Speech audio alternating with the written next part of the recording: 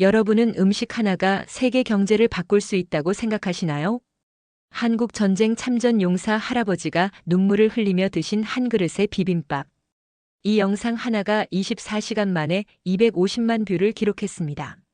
할리우드 스타 엠마 스톤이 인스타그램에 올린 사진 한 장. BTS RM이 올린 트위터 한 줄. 이것들이 전 세계 음식 지도를 바꿔놓았어요. 월스트리트 저널 일면 톱 기사. 하버드 대학교 경영대학원 교재. 미국 관세 정책까지 영향을 미친 놀라운 현상. 그 모든 것의 시작은 뉴욕 한 구석 작은 한식당에서 벌어진 기적 같은 이야기였습니다. 돈을 더 받았는데 손님이 3배로 늘어났다면? 가격을 올렸는데 전 세계가 주목하기 시작했다면? 이것은 경제학자들조차 믿기 어려워한 실화입니다. 지금부터 $15 비빔밥이 만들어낸 기적을 여러분께 들려드리겠습니다. 분명히 말씀드리는데 이 이야기를 끝까지 들으시면 평범한 음식 하나가 얼마나 큰 힘을 가질 수 있는지 깨닫게 되실 거예요. 잠깐 여러분 그거 아세요? 여러분의 구독, 좋아요, 알림 설정은 저에게 가장 큰 힘이 됩니다. 클릭 한 번으로 제게 큰 힘을 주세요. 안녕하십니까? 저는 이은주입니다. 뉴욕타임스에서 18년간 음식 문화를 취재해온 기자입니다. 오늘 여러분께 맨해튼 한복판에서 벌어진 정말 놀라운 이야기를 들려드리려고 해요. 지난주 화요일 오후 1시, 저는 평소처럼 점심 취재를 위해 맨해튼 미드타운을 걷고 있었습니다. 그런데 42번가와 브로드웨이가 만나는 모퉁이에서 이상한 광경을 목격했어요. 고층 빌딩들 사이 좁은 골목에 사람들이 길게 줄을 서 있는 거예요. 처음엔 새로 문을 연 유명 레스토랑이나 팝업 스토어인 줄 알았습니다. 그런데 자세히 보니 그 줄의 끝에는 작은 한식당이 있었어요. 가게 이름은 서울 키친이었습니다. 간판도 화려하지 않고 인테리어도 평범한 동네 식당 같았는데 말이죠. 더 놀라운 건 메뉴판에 적힌 가격이었어요. 비빔밥 한 그릇이 $15였습니다. 저는 즉시 지난해 이 가게를 취재했던 기억이 떠올랐어요. 그때만 해도 같은 비빔밥이 $8였거든요. 1년도 안 되어서 거의 2배가 오른 거예요. 보통 이런 경우 손님들이 발길을 돌리는 게 당연한데 오히려 줄이 더 길어져 있었습니다. 줄에 선 사람들을 관찰해 봤어요. 월가에서 일하는 듯한 정장 차림의 직장인들, 근처 대학에서 온 학생들, 심지어 관광 가이드북을 들고 있는 관광객들까지 다양했습니다. 나이도 20대부터 60대까지 정말 폭넓었고요. 저는 줄에서 기다리는 한 회사원에게 물어봤어요. 왜 이렇게 비싼 비빔밥을 먹으려고 오랜 시간 기다리냐고요. 그분은 이렇게 답하더군요. 작년에 $8였을 때는 그냥 점심 한 끼였는데 지금은 뭔가 특별한 경험을 하는 것 같다고요. 가격이 오르니까 오히려 더 궁금해졌다는 거예요. 이상했습니다. 경제학 원리로는 설명이 안 되는 현상이었어요. 보통 가격이 오르면 수요가 줄어드는 법인데 여기서는 정반대가 일어나고 있었거든요. 저는 바로 옆 블록에 있는 샐러드 전문점도 들여다봤어요. 거기는 예전과 비슷한 가격의 건강한 메뉴를 팔고 있는데도 손님이 많지 않았습니다. 그날 저녁 집으로 돌아가는 길에도 계속 이 일이 머릿속을 맴돌았어요. 집에서 딸과 함께 저녁을 먹으면서도 이 이야기를 꺼냈습니다. 딸은 대학생인데 요즘 친구들 사이에서 비빔밥이 정말 인기라고 하더군요. 단순히 맛있어서가 아니라 뭔가 멋있고 건강해 보여서라고 했어요. 그때 깨달았습니다. 이건 단순한 가격 인상 현상이 아니구나. 분명히 더 깊은 이유가 있을 거라고 생각했어요. 저는 기자로서 이 현상의 진짜 원인을 파헤쳐 보기로 결심했습니다. 다음 날 아침 저는 본격적인 취재를 시작했습니다. 먼저 서울 키친 주변 상권을 자세히 살펴봤어요. 그 같은 블록에는 건강식을 파는 가게들이 여러 곳 있었거든요. 바로 옆 건물에는 프레시 그린이라는 샐러드 전문점이 있었습니다. 이 가게는 작년에 문을 연 곳인데 유기농 채소만 사용한다고 광고하고 있어요. 가격도 비빔밥보다 저렴한 $12에서 $13 사이였습니다. 그런데 점심시간인데도 손님이 서너 명밖에 없더군요. 저는 프레시 그린 사장인 마이클 존슨 씨를 만나봤어요. 그는 한숨을 쉬며 이렇게 말했습니다. 작년 이맘때까지만 해도 점심시간이면 줄을 서서 기다릴 정도였는데 요즘은 하루 매출이 예전의 절반도 안 된다고 하더군요. 특히 서울 키친 가격이 오른 다음부터 손님이 눈에 띄게 줄었다는 거예요.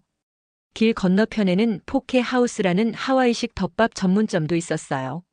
신선한 생선과 채소를 올린 포케는 비빔밥과 비슷하게 건강한 한 그릇 요리죠. 가격도 11달러로 합리적이었습니다. 하지만 여기도 마찬가지로 손님이 많지 않았어요. 정말 이상했습니다. 건강식이라는 컨셉트는 다들 비슷한데 왜 비빔밥만 인기가 폭발적으로 늘었을까요? 저는 더 자세한 조사를 위해 각 가게의 손님 수를 하루 종일 관찰해 봤어요. 오전 11시부터 오후 3시까지 4시간 동안 지켜본 결과는 놀라웠습니다. 서울 키친에는 총 230여 명의 손님이 다녀갔어요. 반면 프레시 그린은 56명, 포케 하우스는 43명이었습니다. 서울 키친이 다른 가게들보다 4배에서 5배 정도 손님이 많은 거였어요. 더 흥미로운 건 손님들의 행동 패턴이었습니다. 다른 가게 손님들은 대부분 음식을 받자마자 사무실로 돌아가거나 근처 벤치에 앉아서 빨리 먹고 갔어요. 하지만 서울 키친 손님들은 달랐습니다. 음식이 나오면 먼저 휴대폰을 꺼내서 사진을 찍었어요. 여러 각도에서 몇 장씩 찍더군요. 특히 젊은 여성 손님 한 분은 비빔밥 사진을 찍기 위해 10분 넘게 각도를 바꿔가며 촬영했어요. 저는 그분에게 다가가서 왜 이렇게 열심히 사진을 찍냐고 물어봤습니다. 그분은 웃으면서 이렇게 답하더군요. 인스타그램에 올리려고 하는데 비빔밥은 정말 예쁘게 나온다고요. 색깔도 알록달록하고 건강해 보인다면서요. 그때 저는 뭔가 힌트를 얻은 기분이었어요. 단순히 맛이나 가격의 문제가 아니라 다른 이유가 있구나 싶었거든요. 저는 더 많은 손님들과 대화를 나눠봤습니다. 한 대학생은 이렇게 말했어요. 샐러드는 그냥 건강식이지만 비빔밥은 뭔가 특별하다고요. 한국 문화도 배울 수 있고 친구들에게 자랑할 만하다는 거였어요. 또 다른 직장인은 비빔밥을 먹으면 뭔가 글로벌한 사람이 된 기분이라고 하더군요. 점점 윤곽이 드러나고 있었습니다. 이건 단순한 음식 선택의 문제가 아니었어요. 사람들에게 비빔밥은 음식 이상의 의미를 가지고 있는 것 같았습니다. 저는 이 현상을 더 깊이 파헤쳐 보기로 했어요.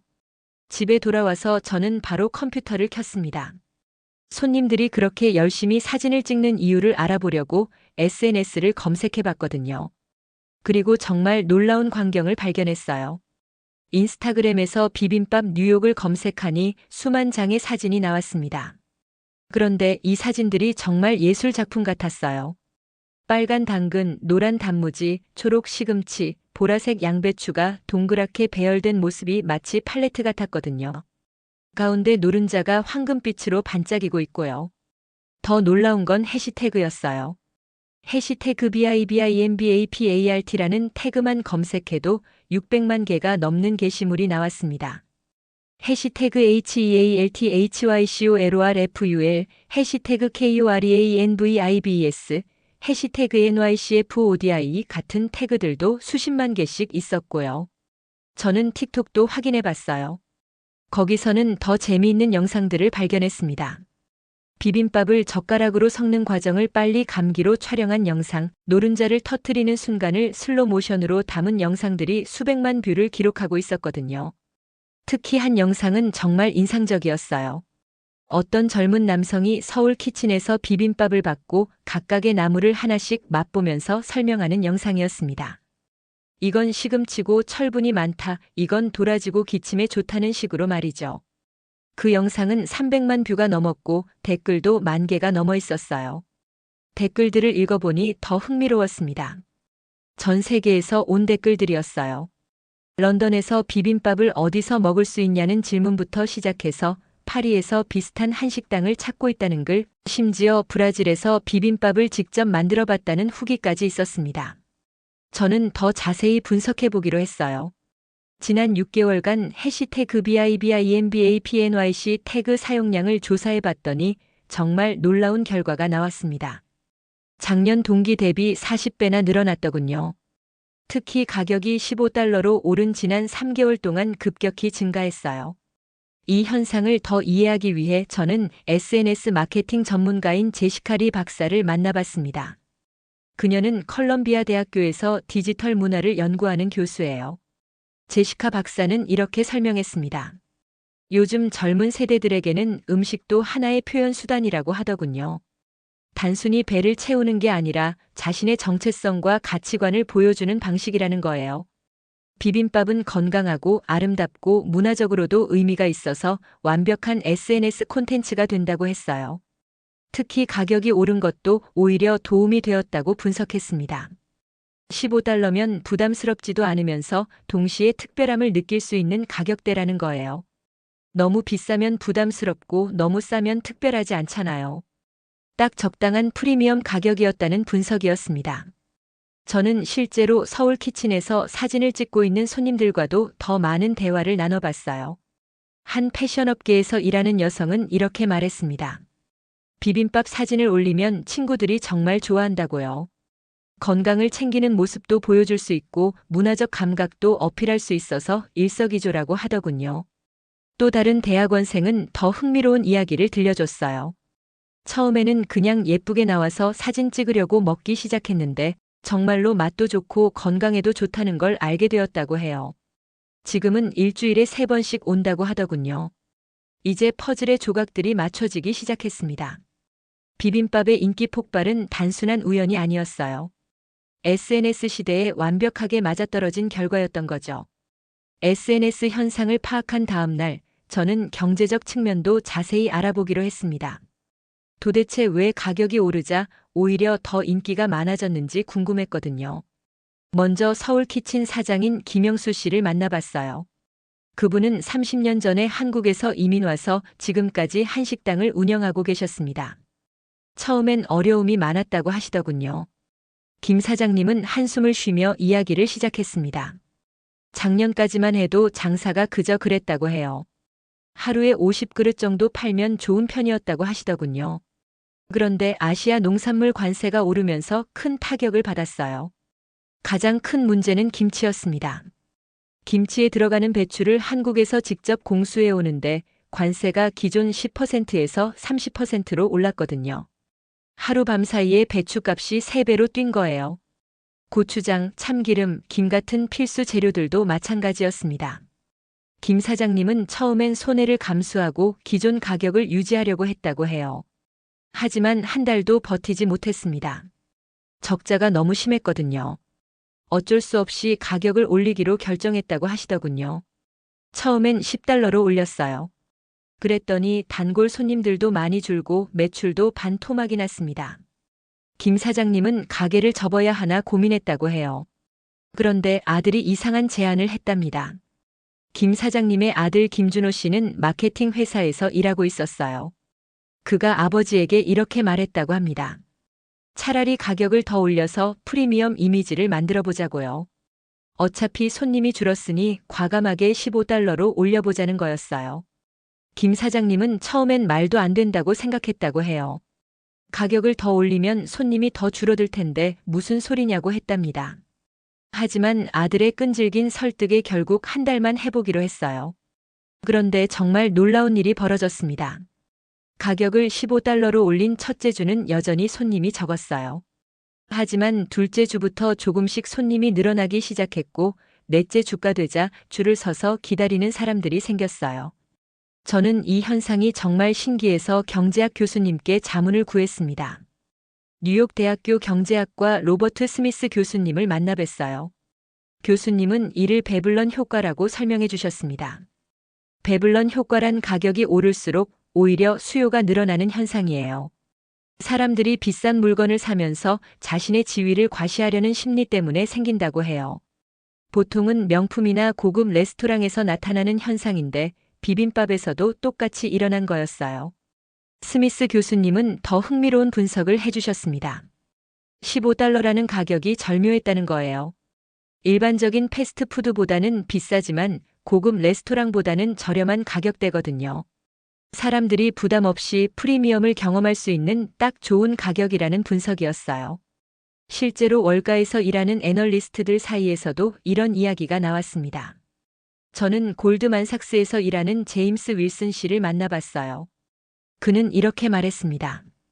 비빔밥은 샐러드의 명품 버전 같다고 하더군요. 영양도 좋고 보기에도 예쁘고 문화적 가치까지 있어서 완벽한 프리미엄 건강식이라는 거였어요. 또 다른 직장인은 더 솔직한 이야기를 들려줬어요. 동료들과 점심을 먹을 때 비빔밥을 먹으면 뭔가 세련되고 건강을 챙기는 사람으로 보인다고 해요.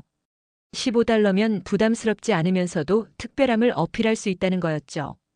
이제 김 사장님의 가게는 하루에 200그릇이 넘게 팔린다고 해요. 매출은 작년보다 5배나 늘었습니다. 관세 때문에 어쩔 수 없이 올린 가격이 오히려 최고의 마케팅 전략이 된 셈이었어요.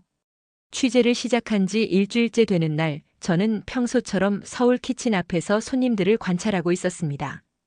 그런데 그날 정말 특별한 순간을 목격하게 되었어요. 오후 2시 반쯤 점심 러시아워가 끝나갈 무렵이었습니다. 대부분의 손님들이 돌아가고 가게 앞이 한산해졌을 때 한 할아버지가 휠체어를 타고 천천히 다가오셨어요. 70대 중반쯤 되어 보이는 분이었습니다. 할아버지는 가게 앞 메뉴판을 한참 동안 바라보고 계셨어요. $15라는 가격을 보시더니 한숨을 쉬시는 모습이 보였습니다. 그리고는 휠체어를 돌려서 돌아가려고 하시더군요. 그때 가게에서 김 사장님이 나오셨어요. 김 사장님은 할아버지께 다가가서 정중하게 인사를 드렸습니다. 그리고는 무엇을 드시고 싶으신지 물어보셨어요. 할아버지는 영어가 서툴렀지만 천천히 말씀하셨습니다. 한국 전쟁 때 한국에서 복무했었다고 그때 먹어본 비빔밥이 그리워서 왔다고 하시더군요. 하지만 연금으로 살고 있어서 $15는 부담스럽다며 죄송하다고 하셨어요. 김 사장님의 표정이 금세 부드러워졌습니다. 그분은 할아버지의 손을 잡고 이렇게 말씀하셨어요. 오늘은 특별한 날이니까 서비스로 드리겠다고, 그리고 집에서 직접 담근 고추장도 함께 드리겠다고 하시더군요. 할아버지는 눈물을 글썽이시며 고맙다고 여러 번 말씀하셨어요. 김 사장님은 할아버지를 가게 안 가장 좋은 자리로 안내해 드렸습니다. 그리고는 직접 비빔밥을 만들어서 가져다 드렸어요. 할아버지가 첫 숟가락을 드시는 순간 눈물이 주룩주룩 흘러내렸습니다. 60년 전 한국에서의 기억이 되살아나는 것 같다고 하시더군요. 김 사장님도 옆에 앉아서 할아버지와 함께 이야기를 나누셨어요. 저는 이 광경을 지켜보면서 가슴이 뭉클했습니다. 그리고 몰래 휴대폰으로 이 모습을 촬영했어요. 물론 나중에 할아버지와 김 사장님께 허락을 받고 사용하겠다고 말씀드렸고요. 할아버지는 1시간 넘게 가게에 계시면서 김 사장님과 옛 이야기를 나누셨습니다. 한국 전쟁 당시 동료들과 함께 먹었던 비빔밥 이야기, 그때 만났던 한국 사람들의 따뜻함에 대한 이야기를 들려주셨어요. 김 사장님도 할아버지께 감사 인사를 드렸습니다. 나라를 위해 멀리까지 와서 고생하셨다고, 그 은혜를 잊지 않겠다고 말씀하시더군요. 그리고 앞으로 언제든지 오시면 맛있는 비빔밥을 대접해드리겠다고 약속하셨어요. 할아버지가 떠나신 후 저는 김 사장님과 이야기를 나눠봤어요. 김 사장님은 이렇게 말씀하셨습니다. 돈보다 중요한 게 사람의 마음이라고. 할아버지의 눈물을 보니 자신도 가슴이 먹먹해졌다고 하시더군요. 저는 할아버지의 허락을 받고 이 영상을 제 개인 SNS에 올렸습니다. 제목은 이렇게 달았어요. $15 비빔밥이 전해준 60년의 그리움이라고요. 반응은 폭발적이었습니다. 하루 만에 20만 뷰를 넘었고 이틀 후에는 250만 뷰를 기록했어요. 댓글도 수천 개가 달렸는데 대부분 감동했다는 내용이었습니다. 특히 많은 사람들이 이런 댓글을 남겼어요. 비빔밥이 단순한 음식이 아니라 마음을 나누는 매개체라는 걸 깨달았다고요. 그리고 자신들도 서울 키친에 가서 비빔밥을 먹어보고 싶다고 했습니다. 이 영상이 퍼지면서 서울 키친은 더욱 유명해졌습니다. 하지만 김 사장님은 변하지 않으셨어요. 여전히 모든 손님들에게 정성껏 비빔밥을 만들어주시고 따뜻한 마음으로 대해주셨거든요. 할아버지 영상이 화제가 된 지 일주일 후 정말 놀라운 일들이 연달아 일어나기 시작했습니다. 저는 이런 현상을 전혀 예상하지 못했어요. 먼저 할리우드에서 연락이 왔습니다. 유명한 배우 엠마 스톤이 자신의 인스타그램에 서울 키친 비빔밥 사진을 올린 거예요. 게시물에는 이런 글이 적혀 있었습니다. 뉴욕에서 가장 맛있고 의미 있는 한 끼라고 하면서 모든 사람이 꼭 먹어봐야 할 음식이라고 추천했어요. 그 게시물은 하루 만에 100만 개가 넘는 좋아요를 받았습니다. 그리고 수많은 팬들이 댓글로 자신들도 비빔밥을 먹어보고 싶다고 했어요. 특히 엠마 스톤이 할아버지 영상에 대해서도 언급하면서 음식이 어떻게 사람들의 마음을 연결하는지 보여주는 완벽한 사례라고 평가했습니다. 이틀 후에는 더 큰 일이 벌어졌어요. 세계적인 K-팝 그룹 BTS의 RM이 트위터에 비빔밥 사진을 올린 거예요. 그것도 서울 키친에서 직접 찍은 사진이었습니다. RM은 이렇게 썼어요. 고향의 맛을 뉴욕에서 만나니 정말 감사하다고 김 사장님의 따뜻한 마음이 느껴진다고 했어요. 그 트윗은 전 세계 팬들에게 엄청난 반향을 일으켰습니다. 30분 만에 10만 개의 리트윗을 넘었고 하루 만에 500만 명이 봤어요.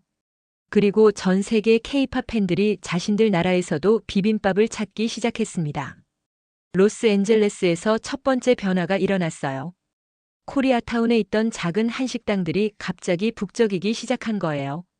특히 젊은 손님들이 몰려와서 비빔밥을 주문했습니다. 한식당 사장님은 평소보다 5배 많은 비빔밥을 팔았다고 하더군요. 런던에서도 비슷한 현상이 일어났습니다. 템스강 근처에 있는 한식당 사장님이 저에게 전화를 걸어왔어요. 갑자기 영국 젊은이들이 줄을 서서 비빔밥을 사간다고 하면서 뉴욕에서 무슨 일이 일어났냐고 물어보더군요. 파리에서는 더 흥미로운 일이 벌어졌어요. 유명한 셰프 피에르 듀보아가 자신의 레스토랑에서 프랑스식 비빔밥을 만들기 시작한 거예요. 프랑스 전통 채소들을 사용해서 비빔밥을 만들고 고추장 대신 프랑스식 소스를 개발했다고 해요. 도쿄에서는 일본식 비빔밥이 등장했습니다. 일본 전통 나물들과 미소된장을 활용한 퓨전 비빔밥이었어요. 젊은 일본인들 사이에서 큰 인기를 끌었다고 합니다. 가장 놀라운 건 대형 체인점들의 움직임이었어요. 맥도날드에서 비빔밥 버거를 출시한다는 소식이 들려왔습니다. 햄버거 빵 대신 밥을 사용하고 그 위에 각종 나물과 고기를 올린 제품이었어요. 서브웨이에서는 비빔밥 샐러드를 메뉴에 추가했습니다. 고객이 원하는 채소들을 골라서 비빔밥처럼 섞어주는 서비스였어요. 특별한 한국식 드레싱도 개발했다고 하더군요. 심지어 스타벅스에서도 비빔밥에서 영감을 받은 샐러드 볼을 출시했어요. 아침 메뉴로 건강한 비빔밥 스타일 볼을 판매하기 시작한 거예요. 더 고급 레스토랑들에서는 프리미엄 비빔밥을 만들기 시작했습니다. 뉴욕의 미슐랭 스타 레스토랑에서는 와규 소고기를 올린 비빔밥을 $200에 판매했어요. 런던의 유명 레스토랑에서는 트러플을 올린 비빔밥을 메뉴에 추가했습니다. 이 모든 변화를 지켜보면서 저는 정말 놀라웠어요. 뉴욕 한 구석의 작은 한식당에서 시작된 비빔밥 열풍이 이렇게 전 세계로 퍼져나갈 줄은 꿈에도 몰랐거든요. 그리고 이 모든 것의 시작이 관세 인상이었다는 사실이 더욱 놀라웠습니다. 비빔밥 열풍이 전 세계로 확산된 지 한 달 후 정말 예상치 못한 일이 벌어졌습니다. 월스트리트 저널에서 저에게 연락이 온 거예요. 편집국장 데이비드 존슨 씨가 직접 전화를 걸어왔습니다. 비빔밥 현상에 대한 기사를 쓰고 싶다고 하시더군요. 그것도 단순한 음식 기사가 아니라 경제면 일면 톱 기사로 다루고 싶다고 했어요. 저는 처음엔 믿기지 않았습니다. 월스트리트 저널 일면이라면 세계 경제를 움직이는 중요한 뉴스들이 실리는 자리잖아요. 그런데 비빔밥 이야기가 거기에 실린다는 게 신기했어요. 존슨 편집국장은 이렇게 설명했습니다. 이번 비빔밥 현상은 단순한 음식 트렌드가 아니라 현대 경제학의 새로운 사례라고 하더군요. 관세라는 부정적 요인이 오히려 긍정적 결과를 만들어낸 희귀한 경우라는 거였어요. 월스트리트 저널 기자들이 본격적인 취재에 들어갔습니다. 경제학자들의 의견을 듣고 관련 업계 매출 변화를 분석했어요. 그 결과 정말 놀라운 사실들이 드러났습니다. 하버드 대학교 경제학과 마이클 포터 교수가 이 현상을 분석한 결과를 발표했어요. 교수는 이를 문화 프리미엄 현상이라고 명명했습니다. 가격 인상에도 불구하고 문화적 매력이 경제적 가치를 지켜낸 대표적 사례라고 평가한 거예요. 포터 교수는 더 자세한 분석을 해주었습니다. 비빔밥이 성공한 이유는 3가지라고 했어요. 첫째는 건강 가치, 둘째는 미적 가치, 셋째는 문화적 가치였습니다. 이 3가지가 결합되면서 가격 저항력을 만들어냈다는 분석이었어요. MIT 경영대학원에서도 비빔밥 현상을 사례 연구로 다루기 시작했습니다. 린다 김 교수는 이를 역설적 마케팅의 완벽한 사례라고 평가했어요. 의도하지 않았지만 가격 인상이 브랜드 가치를 높였다는 거였죠. 실제 경제 지표들도 놀라웠습니다. 뉴욕시 한식당 전체 매출이 전년 대비 300% 증가했어요. 특히 비빔밥을 파는 식당들의 매출 증가율은 500%를 넘었습니다. 한국 농산물 수출도 큰 영향을 받았어요. 관세에도 불구하고 미국으로 수출되는 한국 농산물이 20% 늘어났습니다. 특히 고추장, 김치, 참기름 같은 비빔밥 재료들의 수출이 급증했어요. 더 놀라운 건 다른 아시아 음식들에 미친 영향이었습니다. 태국 음식, 베트남 음식, 일본 음식을 파는 식당들도 매출이 늘어났어요. 비빔밥 열풍이 아시아 음식 전체에 대한 관심을 높인 거였죠. 월스트리트 저널 기사가 나가기 전날 저는 미리 기사를 볼 수 있었어요. 제목은 BIBIMB어피 비츠 테러프스 하우 어 $15 볼 슈 글로벌 푸드 이카너미였습니다. 정말 멋진 제목이었어요. 기사에는 김 사장님과의 인터뷰도 실렸습니다. 김 사장님은 이렇게 말씀하셨어요. 처음엔 망하는 줄 알았는데 결과적으로 가장 큰 성공을 거두게 되었다고요. 그리고 이 모든 게 손님들의 사랑 덕분이라고 겸손하게 말씀하시더군요. 경제 전문가들의 분석도 흥미로웠어요. 골드만삭스의 수석 애널리스트는 이를 문화상품의 새로운 가능성을 보여준 사례라고 평가했습니다. JP모건의 전략팀장은 앞으로 다른 문화상품들도 비슷한 전략을 시도할 것이라고 전망했어요. 기사가 나간 날 전 세계 주요 언론들이 이를 인용 보도했습니다. 파이낸셜 타임스, 이코노미스트, 블룸버그까지 모두 비빔밥 현상을 다뤘어요. 한 그릇의 비빔밥이 세계 경제 뉴스의 주인공이 된 거였습니다. 월스트리트 저널 기사가 나간 지 한 달이 지난 지금 저는 다시 서울 키친 앞에 서 있습니다. 처음 이 이야기를 시작했던 그 자리에서 말이에요. 오늘도 여전히 긴 줄이 늘어서 있습니다. 하지만 예전과는 분위기가 많이 달라졌어요. 사람들이 단순히 트렌드를 따라서 오는 게 아니라 진짜 비빔밥의 맛과 의미를 이해하고 찾아오는 것 같았거든요. 줄에 선 사람들과 대화를 나눠보니 정말 다양한 이야기들이 있었어요. 한 대학생은 할머니가 한국분이라서 어릴 때 먹어본 비빔밥 맛이 그리워서 왔다고 했어요. 또 다른 직장인은 매주 금요일마다 동료들과 함께 와서 비빔밥을 먹으며 한 주를 마무리한다고 하더군요. 특히 인상 깊었던 건 한 가족의 이야기였어요. 부모님과 초등학생 딸이 함께 왔는데 아이가 비빔밥을 너무 좋아해서 매월 한 번씩 온다고 해요. 아이는 각각의 나물이 어떤 영양소를 가지고 있는지까지 알고 있더군요. 김 사장님도 많이 바뀌셨어요. 예전보다 훨씬 여유로우시고 자신감도 생기셨어요. 하지만 변하지 않은 건 손님들을 대하는 따뜻한 마음이었습니다. 여전히 모든 비빔밥을 정성껏 만드시고 새로운 손님들에게는 비빔밥 먹는 방법을 친절하게 설명해 주세요. 그 유명한 할아버지도 지난주에 다시 오셨다고 해요. 이번에는 아들, 며느리와 함께 오셔서 가족 모두가 비빔밥을 드셨다고 하더군요. 김 사장님은 그때가 가장 뿌듯했다고 말씀하시더라고요. 이제 서울 키친은 단순한 식당이 아니에요. 하나의 문화 공간이 되었습니다. 벽에는 전 세계에서 온 손님들의 사진과 메시지들이 붙어 있어요. 한국어, 영어, 스페인어, 프랑스어로 쓰인 감사 메시지들이 가득했습니다. 가장 기억에 남는 메시지는 이거였어요. 한국 전쟁 참전 용사 할아버지가 쓰신 글이었는데 60년 만에 다시 맛본 비빔밥이 젊은 시절의 아름다운 기억을 되살려 주었다고 하시더군요. 그리고 김 사장님의 따뜻한 마음에 깊이 감동했다고 적으셨어요. 저는 이 모든 과정을 지켜보면서 정말 많은 걸 배웠습니다. 처음엔 단순한 가격 인상 현상이라고 생각했어요. 하지만 파고들수록 그 안에는 경제학, 문화학, 심리학이 모두 담겨 있었습니다. 가장 중요한 깨달음은 음식이 단순히 배를 채우는 수단이 아니라는 것이었어요. 음식은 문화를 전달하고 사람들의 마음을 연결하며 때로는 경제 현상까지 바꿀 수 있는 강력한 힘을 가지고 있었습니다. $15 비빔밥이 보여준 건 단순한 성공 스토리가 아니었어요. 관세라는 장벽을 넘어서고 SNS라는 새로운 매체를 통해 전 세계로 퍼져나가며 결국에는 사람들의 마음을 움직인 이야기였습니다. 지금도 전 세계 곳곳에서 비빔밥을 찾는 사람들이 늘어나고 있어요. 각자 다른 이유로 비빔밥을 선택하지만 결국에는 모두 같은 경험을 하게 됩니다. 건강하고 아름다운 한 그릇을 통해 잠깐이나마 행복을 느끼는 거죠. 김 사장님은 요즘 이런 말씀을 자주 하세요. 비빔밥은 그냥 음식이 아니라 마음을 나누는 그릇이라고요. 서로 다른 재료들이 하나로 어우러지는 것처럼 서로 다른 사람들도 음식을 통해 하나가 될 수 있다고 하시더군요. 이제 저의 취재도 마무리됩니다. 하지만 비빔밥의 이야기는 계속될 것 같아요. 오늘도 어딘가에서 누군가가 처음으로 비빔밥을 맛보고 있을 테니까요. 그리고 그 한 숟갈이 그 사람에게도 새로운 경험과 감동을 선사할 거예요.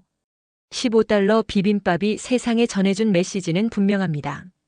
작은 친절과 정성이 담긴 한 그릇이 얼마나 많은 사람들의 마음을 움직일 수 있는지, 그리고 문화가 얼마나 강력한 힘을 가지고 있는지를 보여준 거죠. 여러분의 이야기도 댓글로 공유해 주세요. 그리고 더 많은 분들이 볼 수 있도록 공유 부탁드립니다. 구독과 좋아요도 잊지 말아주세요. 여러분의 관심이 큰 힘이 됩니다. 지금까지 감동감독이었습니다.